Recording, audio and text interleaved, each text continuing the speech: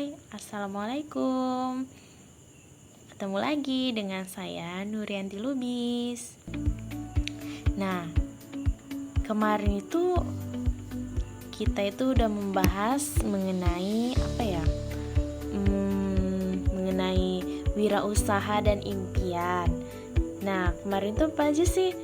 Pertama, impian menjadi wirausahawan, impian harus smart, pengertian entrepreneur wirausaha, pendapat para pakar mengenai kewirausahaan, keuntungan dan kerugian wirausaha, dan terakhir langkah-langkah memulai wirausaha.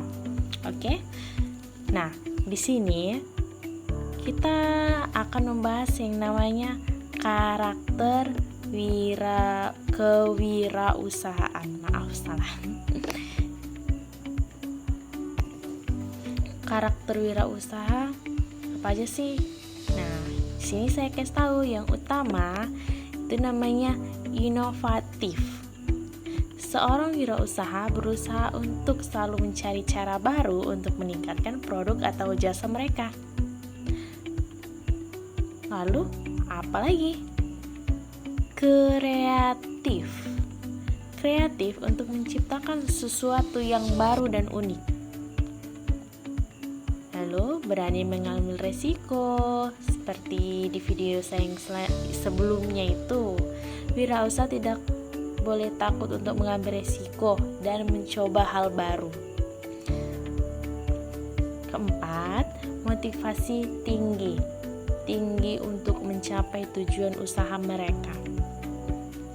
Lalu, kemampuan mengadaptasi diri dengan perubahan yang terjadi di pasar atau di tempat kamu membuka usaha. Nah, di situ ada juga yang namanya karakter pendukung. Karakter pendukungnya apa aja sih? Salah satunya kemampuan komunikasi yang baik untuk mempromosikan produk atau jasa yang dijual. Lalu kemampuan manajemen yang baik untuk mengelola sumber daya dan tim.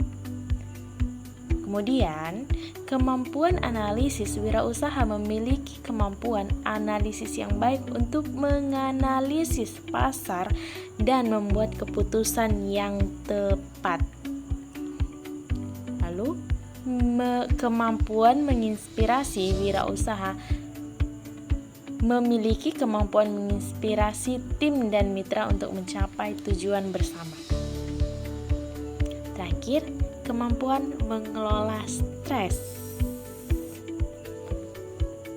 Selanjutnya, di sini ada dua. Tadi pertama yang kita bahas karakter kewirausahaan, lalu sekarang kita masuk faktor yang dapat menyebabkan kegagalan wirausaha. Tahu nggak sih? Ayo, aku kasih tahu. Di situ ada yang namanya faktor internal dan juga eksternal.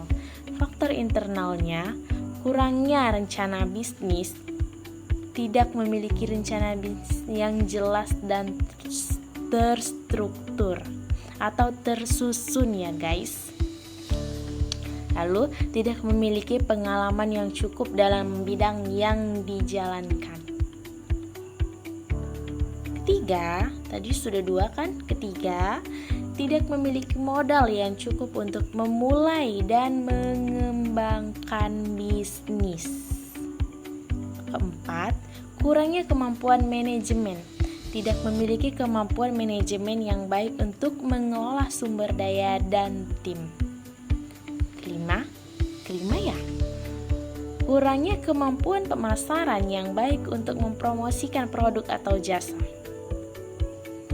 Nah, sekarang saya akan kasih tahu apa aja sih faktor eksternalnya. Tadi itu kan internal ya.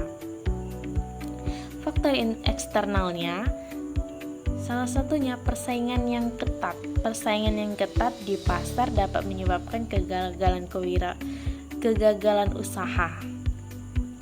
Lalu, perubahan ekonomi, perubahan teknologi, dan kebijakan pemerintah.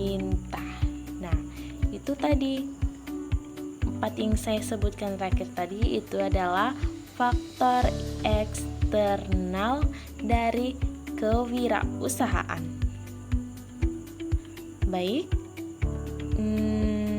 saya menjelaskan apa lagi ya?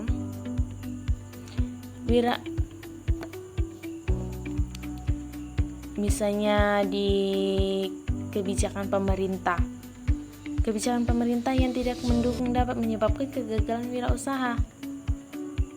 Faktor alam, nah itu juga seperti bencana alam dapat menyebabkan kegagalan kewirausahaan atau usaha. Nah, teman-teman tahu nggak yang menyebabkan salah satu faktor dari kewirausahaan itu ada yang namanya faktor psikologis. Kayak dari diri kita sendiri, kurangnya motivasi, sama dengan kurangnya motivasi dapat menyebabkan kegagalan wirausaha. Lalu kurangnya percaya diri. Jadi kita itu harus percaya bahwasanya kita itu bisa.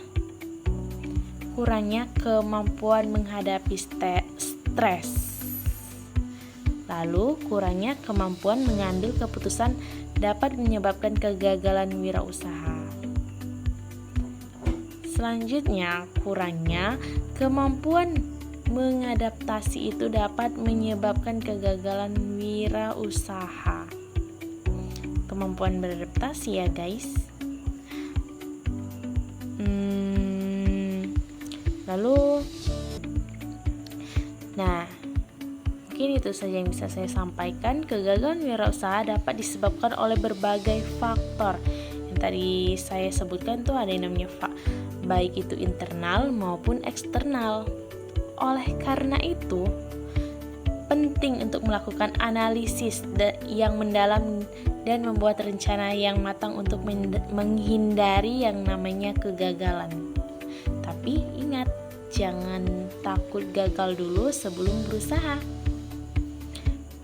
Baik, mungkin itu saja yang bisa saya sampaikan. Semoga apa yang saya sampaikan bisa memotivasi teman-teman sekalian. Lebih dan kurang saya mohon maaf. Sekian, terima kasih.